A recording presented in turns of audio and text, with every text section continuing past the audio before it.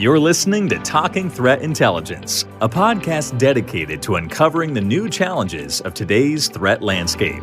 Each episode, we connect with some of the world's leading practitioners to share stories from the front lines of corporate security. And now, on to the show. Hey everybody, welcome back to the show. I'm your host, Robert Value, and joining me today is Harry Kemsley, President at James Group. Harry, thanks for taking the time to chat with me today. Hey, Rob, pleasure. Thanks for having me on. Now, Harry, last time we chatted, you and I had a great conversation about how OSINT is perceived in the wider intelligence community. You said that OSINT is still often kind of seen as the outcast of the intelligent world, especially in relation to more established domains like human, aerial, or signals intelligence. But for a couple of reasons that you outlined in our conversation, that's really starting to change. Can you tell listeners a little bit more about that? Yeah, so let's be clear, first of all, Rob, about what we mean by open source intelligence. And I think it's quite an important definition just to get clear about, because I think there's a lot of misunderstanding of that. So open source intelligence, derived from open source information and data, is one of those things that we at James, and I think the wider community, have really started to understand the full power and potential of. Sometimes described as the intelligence of last resort, the thing that we'll go to last. Interestingly, I'm seeing increasingly with our customers globally, a number of our customers going to open sources first, using that for context, using that for indicators, driving their more exquisite capabilities to the point of interest, perhaps more quickly than they might have otherwise found it. So what are the two things that I think have changed in the recent time? Well, first of all, I think the recognition of the power of open source has become greater in many, many parts of our global community of customers. And I think that's driven by events, not least right now with Ukraine. I mean, just think about how much open source data, distinguished data from intelligence, by the way, but look at how much in open source data we're getting from the most unusual and unlikely places, satellite imagery, video content, et cetera, et cetera. All of this stuff is pouring into our TV channels, into our news media channels, and so on. So I think the prevalence, the almost omnipresent amount of open source information and data is giving rise to this recognition of the potential, the power. The second big change, I think, is the fact that technology is finally starting to deliver the promises that it has made for many, many years and let us down on. I would describe myself as a person who suffered the consequences of technology rather than benefited from it all too often. I've had, like many people, I'm sure, many a time when a technologist has convinced me that they could solve all my problems, only to find out, of course, that they can't, certainly not as quickly as I would like them to. I think that's changed. I think the arrival of techniques to find information, to collate it, perhaps summarize it, put it into a shape that allows an analyst to get on to that next valuable step, the bit where they can add the human value to what machine can do, has also been the big change. So recognition of the potential and the arrival of technology that can actually make a difference are the two things that I think have really turned the corner for open source. And it's starting to swing from being the intelligence of last resort to now perhaps the primer that gets us started, gets us to the foundations we need to move on to the more exquisite stuff that we all know that we can do. Well, that's really what I'm interested in diving into a little bit deeper today. Sure. But I'd be curious if you always had this kind of appreciation for OSINT, or if there was a specific experience that you had where there was like the light bulb moment where you realized this was really becoming powerful. That's a good question. I arrived at James 8 years ago, walked into the oldest open source intelligence agency of its type, although it wasn't an agency at that stage. It was still very much a publisher. It was an organization that's still then famous for its books and magazines. And yet I found this Aladdin's cave of 120 or so years of intelligence that it's been collecting since the late 19th century. And it was just everywhere I went, I found literally, in some cases, boxes and boxes of primary source intelligence that had been collected from wars that we've read about in history. And then I started to look at all the information that was around, and I mean information that was around James. And when I started to see that brought together by some of the analysts I worked with when I first arrived 8 years ago, I started to see insights that I would have given my high teeth for when I was in service previously. And so the revelation to me was, actually, if an organization like James can bring this together, and other organizations are doing the same, if we could start to stitch this together as a sort of ecosystem of open source information providers, we can generate some really interesting intelligence insights that, whilst they're not, of course, actionable in their own right, I don't think there'll ever be a time when the open source environment would provide something that is directly actionable in the military sense of that word. The fact that we can prime the pump was something that I could see a number of years ago. Then it was about moving James from being a publisher to being much more of an analytical hub and thereby an agency for intelligence from open sources. The revelation, therefore, for me was just that incredible wealth that wasn't just contemporary. It wasn't just what I could find in the open source environment in that moment. It was I could go back through decades of intelligence and thread it forwards to the point where I can say, actually, I now can explain those insights from today from the benefit of the hindsight you can generate by enduring monitoring, which is what James has been doing and other agencies as well. So that was probably the moment that I began to really appreciate the power. I'd seen glimpses of that previously in my service in the military, but it was always undermined by the lack of technology to really bring it forward, or it was a lack of the contextual and historic information that really put it in a position where I could understand its significance. So I guess if I had to identify a watershed moment, it was somewhere between when I left the service, first got some sight that technology was starting to come through, but then I began to see the real wealth of information that was available that could be converted into intelligence.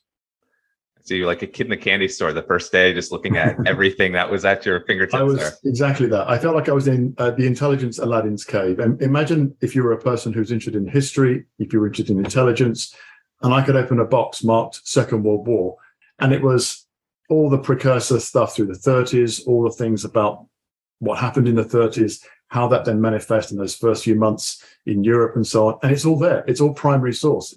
It's a staggering resource. It really is. But of course, if I now step forward into the 90s through the demise, the thawing of the Cold War into that period, which dominated through my military career of countering insurgency, counter-terrorism and so on, again, you can find the vestiges of all those emerging groups starting to appear through the late 90s into the consciousness of the media, consciousness of the military.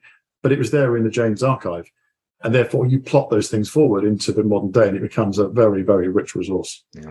Kind of diving a bit more into your military experience, and I'd be kind of curious to hear what you have to say with your connections in the industry. Elaborate a little bit more about how OSINT is perceived today. Let me go back then, sort of 15 or so years, in the latter stages of my service career. I became aware that there were answers to the questions I was asking as a senior decision maker that I just couldn't get to. Sometimes, evidently, those questions could only be answered by exquisite technical means that our governments have. But very often I was aware that those answers actually were available in, quote, a good enough answer, not a perfect answer, a good enough answer was available from other sources, what we've now become known as open sources, publicly available sources, or indeed commercially available ones. But again, I couldn't get access to them. I couldn't really understand how best to reach out into those sources and bring them forward and integrate them with my other understanding from classified means. I certainly couldn't do it quickly.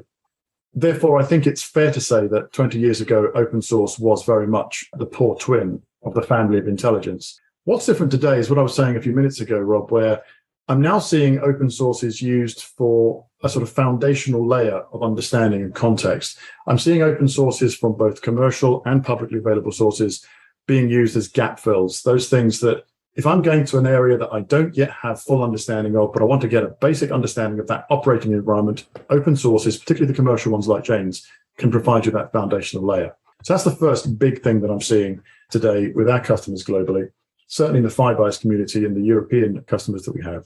Secondly, as I again mentioned earlier, you have the opportunity with open source to start to detect those emerging threats, those emerging trends. So there's that early warning, indicators and warnings piece that if you know how to grapple with open source environment, which is not the same as dealing with a sort of pre-formatted signals intelligence environment, it's much more diverse.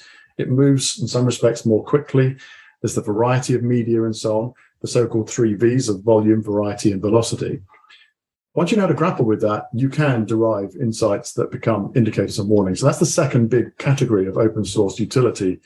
The third, which actually in recent times, Ukraine has certainly become very, very clear to some of our customers, is the fact that it is shareable. You could use it for plausible deniability. If I were an agency of a trigraph in the US or the UK agencies, the European cousins, and I needed to share something right now with Lithuania, Moldova, and I knew that from highly classified sources, that's problematic to say the least. That is not an easy thing to do.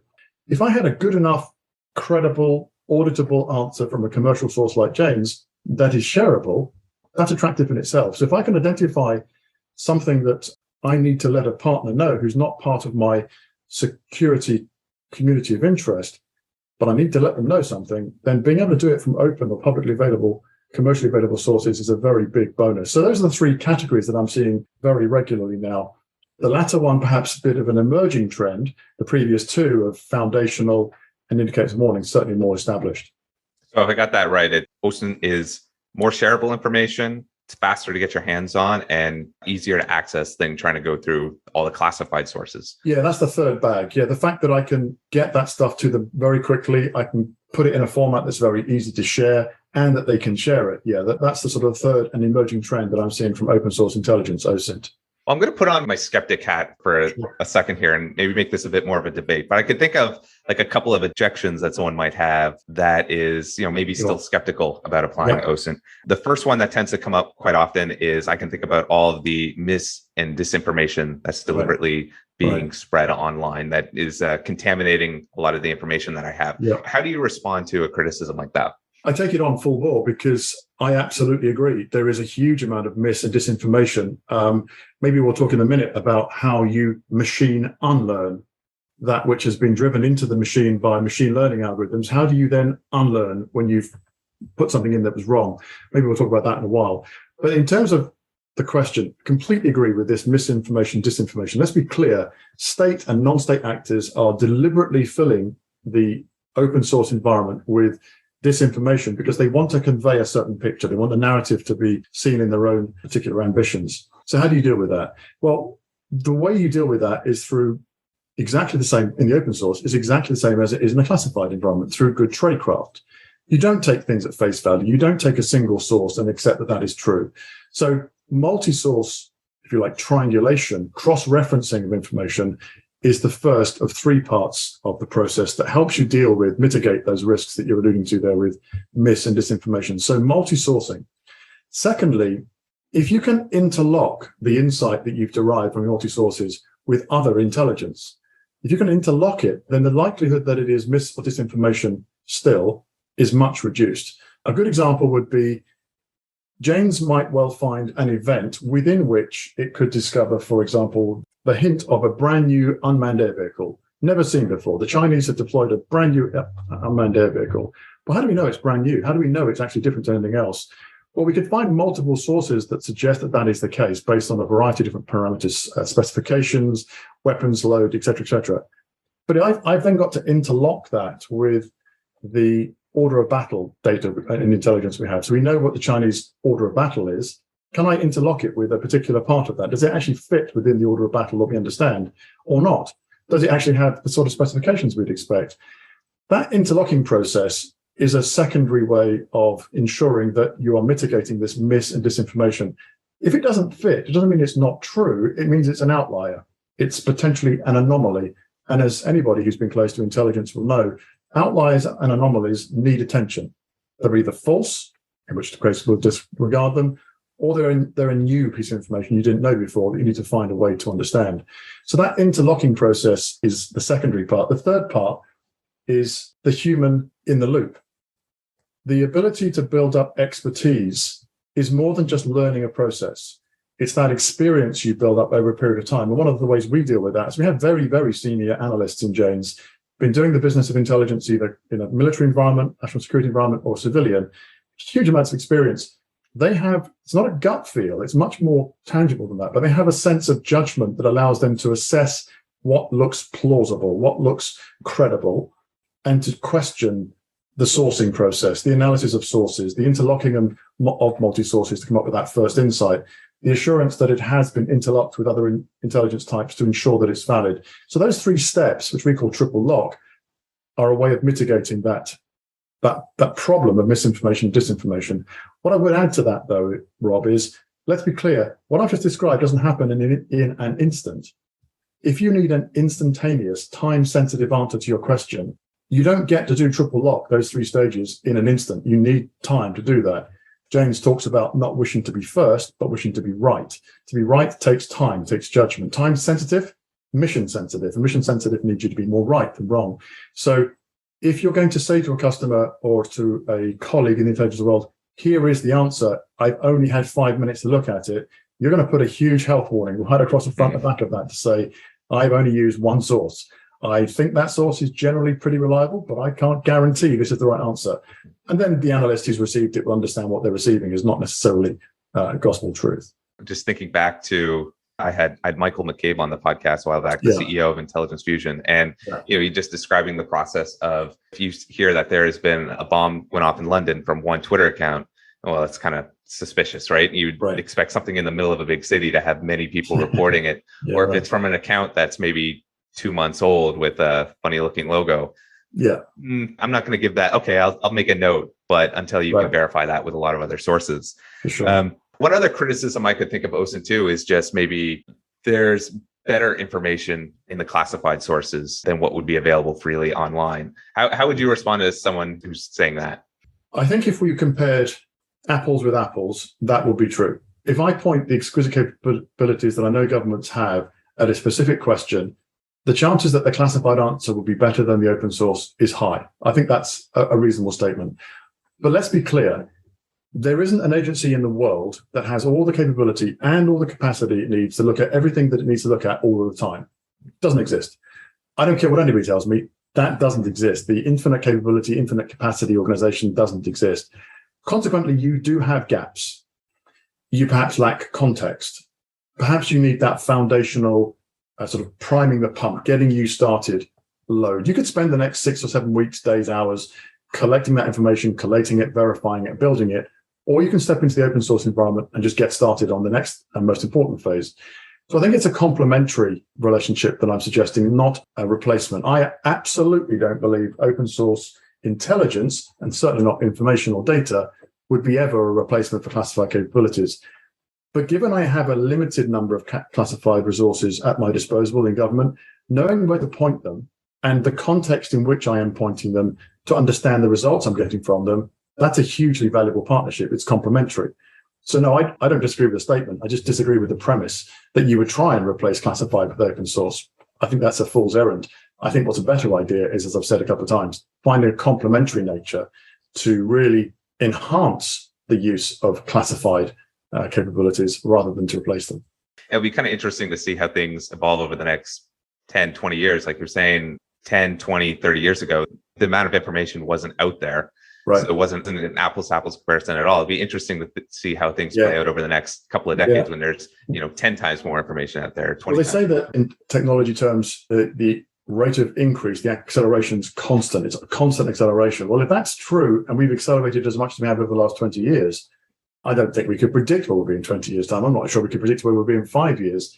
What I can discern, though, is that when I go into the world of open source tools, those freeware tools we can all download, 5 or 10 years ago, if I was really competent, I could take a bunch of online tools from open sources and I could manipulate them and I could get them to do effective things. But I needed to be fairly code savvy. I needed to know what I was doing with my computer and the keyboard.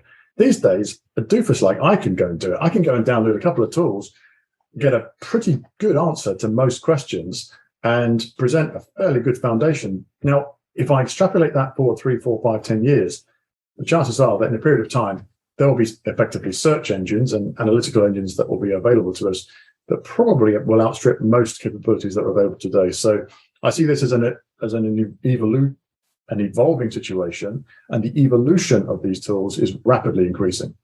Let's take a transition now. I want to go more into some practical takeaways. Mind your brain for a little bit of that as someone who's built out an intelligence team, been leading an organization like James for a while. So I want to pick your brain for some lessons for our listeners. If I'm getting started, I want to build an intelligence team more in a corporate environment. I know that's not quite the world you're from. Where would you suggest I get started? Well, as with any task, understand the outcome you're looking to achieve. What kind of intelligence agency you're trying to build, who are you trying to support, what are the kind of questions they're likely to ask. So understanding the outcome first and foremost. The ends. The means that will be available to you will vary all the time. So be agile. Don't get yourself fixed on one way of doing things. And then as you're going through creating your team, one thing I've learned from previous life and my current experience at James is the surprising amount of utility you can get from the most surprising individuals. So the guy that's done Arabic studies in an international school, sure, he's going to have a perspective of what might be happening in the Middle East. Well, you bring somebody in from insurance, and I do mean insurance, an underwriter who's very used to assessing risk with an objective eye, and to quantify it, they have a very interesting perspective on how you start to create risk models around certain aspects of world affairs. When you bring those two individuals together, Middle East analyst with Arabic studies, with insurance underwriter, you get a very interesting dynamic from that, which is not purely national security, military intelligence focused. What I'm saying in short is diversity in your team and how you apply them to the task that you set yourself as an organization is the key. And one of the things I really enjoyed in the last few years at James is we've recruited a very, very large team of people, but we've taken them now from a very, very wide range of disciplines and backgrounds. And they're not all military. Sure, we have a number of ex-military intelligence analysts. Of course we do. Many of our customers are in that realm. But the cross-fertilization of those with other types of analysts, other types of backgrounds, experience, academic background, etc., has proven to be, for me, one of the really important differences that we've seen in the recent years of Janes. And I think that's a lesson that applies elsewhere. I don't think it's unique to Janes at all. Well, we had an interesting point in our conversation last week where we were talking about how surprised a lot of the younger members of your staff were that there was a big shooting war in Europe versus maybe some of the more senior staff, and then emphasizing the importance of age diversity and then just in all these kind of other contexts. And it's a theme that comes up a lot over the course of this podcast with different guests that I've had on. Yeah. If you grew up in a world that's only really dealt with insurgency and terrorism events, and that's the entire scope of your experience, sure, you'll have read about heavy metal warfighting from years gone by, but you'll have said that was something that happened years ago. That doesn't happen anymore. And here we are facing nigh on classic military force on military force conflict in Europe. So yeah, it has taken some of the younger analysts a bit of time to adjust their minds to this is pure heavy metal warfighting. This is getting down to machine on machine, man on man, as opposed to cyber war, which is still there, of course. It's still part of the modern warfare environment. But to be clear, many of them have grown up in this sort of hybrid war, other means war that we are all familiar with from the last 20 years, rather than what we got used to back in the Cold War days, which was the concerns about tanks rolling across the inner German plains. What is a common mistake that you see a lot of maybe analysts or teams make that kind of when they're starting to apply this? The most obvious thing is actually going back to the question you asked me a while ago about misinformation and disinformation. Let's be absolutely clear. There are some incredibly compelling disinformation campaigns that are out there for a long period of time. So they're enduring. They're pumping information down certain channels, multi-channels, and the prevalence of what some people call the echo chamber. The fact that in the way I search, I create the responses that fit within what I appear to be asking for. I think that makes sense. The idea that I create an echo chamber to the things that I want to believe and I see and I want to believe. That is one of the big problems with the open source environment. And that's why I said earlier, you have to use multiple sources, you have to cross-refer them, and you have to interlock. If you don't do those two steps, then what you end up with potentially is that echo chamber, which tells you what the sender wants you to believe. And let's be clear, many marketing algorithms within many social media platforms are specifically designed to force you into a channel which is now echoing what your marketing algorithms worked out you want to hear. That's probably the biggest problem with the open source environment as an analyst, is ensuring you don't find yourself in that cul-de-sac, that echo chamber. I was just having a conversation yesterday with OSINT analysts, and we were just mentioning TikTok. And it's just so difficult to find content on the site because the second that you start clicking around, it's just constantly feeding you with the algorithm what you want to, what it thinks you want to see. And it is a pain in the butt looking for anything on there. Right. Have you ever tried to get it to shift the position? So I think with Instagram and TikTok, you can actually say, I don't want to see this again because I don't like this topic. It's not a site that interests me. It takes a huge amount of hits on that not interested button for the algorithm to start to swing it away from there to something else. I'm sure Instagram disagree with that, but the experience that I've had and I've seen is that actually it's quite hard to shift it from its first assumed position of this user, Harry Kemsley. I think he's really interested in this. I'm going to keep firing on that channel. So yeah, it is hard to dissuade the algorithm that you're not actually interested in that. I've been trying to do that with just my social media feeds in general, especially like YouTube. I don't want a lot of negative news coming in. I'm trying to customize how it looks like, but it knows exactly what I want to see, like the deep lizard brain. And it is finding every point. And if I'm not constantly fighting that algorithm, it gets really, really difficult. Yeah. But then going back to the point that you made about disinformation too, we've seen the same thing in the corporate environment. Of course. Is, these companies are becoming big targets for nation states, or just misinformation, rumors flying around online and trying to, you're playing dodgeball, trying to get around a lot of this stuff and figuring out whether the truth actually lies. And it's a big, big challenge for analysts. And I think it is a big challenge, Rob, but I think it's one that, like many things in evolution, will start to drive success when people become, again, to coin a phrase, more data literate. When people come to understand that they are being persuaded, or people are trying to persuade them, and the narrative and discourse they're having with social media and other forms of media is designed to persuade them of a certain outcome. Once people become clear about that, they'll start to identify that actually that channel is often trying to push that message, and they'll start to see it in that light. Data literacy for me is probably the next big evolution for our generations ahead, is they become more and more data savvy about what is happening to them, and they'll start to tune that out, I'm sure. Yeah. I had a great interview with Melanie Trice-King.